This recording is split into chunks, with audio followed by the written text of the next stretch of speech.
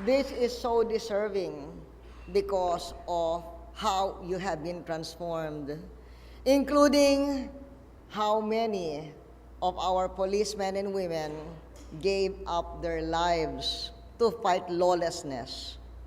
You and I inherited a culture of lawlessness and kidnapping at the start of my administration that was directed at certain domestic ethnic groups and foreign investors.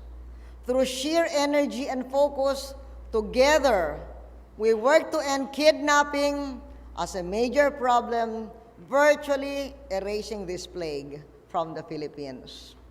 You know, I remember at that time, early in my administration, when we inherited this culture of lawlessness and kidnapping, I used to call up General Mendoza at 1 o'clock in the morning, 2 o'clock in the morning, because of what we had to do to address the problem. And he got used to my early morning phone calls or post-midnight phone calls. He would answer the phone automatically. Yes, ma'am, good morning.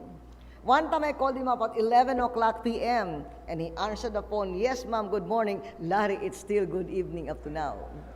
Anyway, when he became Secretary of Transportation, I no longer had to bother him about that.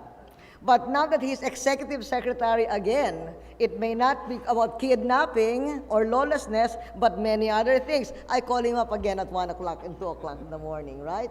But I'm sure you're proud that the Chief PNP has become Executive Secretary and Little President of the Philippines. During our administration also, Congressman Matt Defensor and his colleagues passed the anti-terrorism law.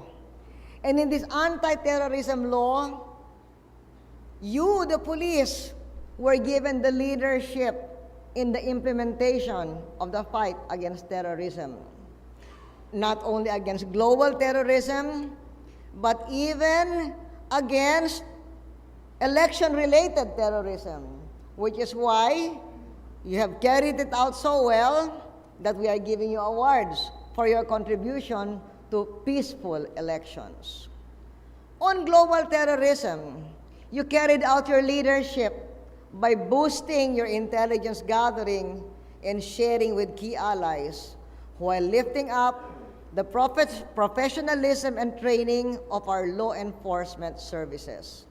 At ang bawat Chief PNP ay itinalaga sa loob ng aking termino at nag-iwan ng kanilang kontribusyon sa reforma sa kapulisan o transformasyon. Siniportahan ko naman silang lahat. Nandito nga ito, gaya ng sabi ko, sa pamamahala ni Secretary Mendoza, sunod-sunod, lininyo ni General Versosa yung mga retrato ng mga iba't ibang naging Chief PNP hanggang sa panunungkulan ni General Versosa mismo. As a result of this progressive transformation, the people are safer than ever, thanks to you, our dear policemen and women. Mas tahimik ang pamumuhay ngayon. Mas marami ang nagsasabi, gaya ng survey na pinakita ni General Versosa, naramdam nila ang katiwasayan kung may police silang nakikita. And to be able to afford all this transformation, we had to raise taxes. My popularity dipped when I went against the grain and championed the passage of the EVAT. I knew it would be unpopular, but someone had to get the nation's fiscal house in order and bring in revenues to invest in the people, including in the great Filipino policeman and woman.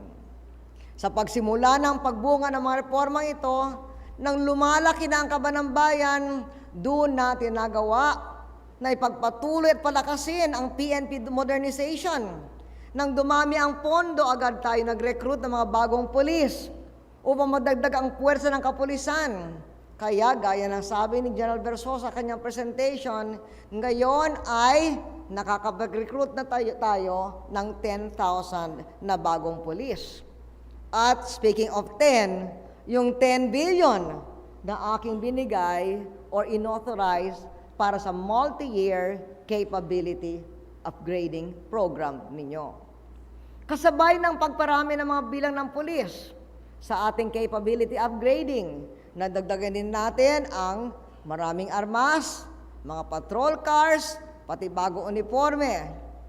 At binigyan din natin ng dagdag na biyaya ang kapulisan. Hindi lamang yung naging triple yung sweldo, kundi na rin, gaya na napalabas sa presentation kanina, we've also ensured, among other benefits, that more and more soldiers' families are able to own a home.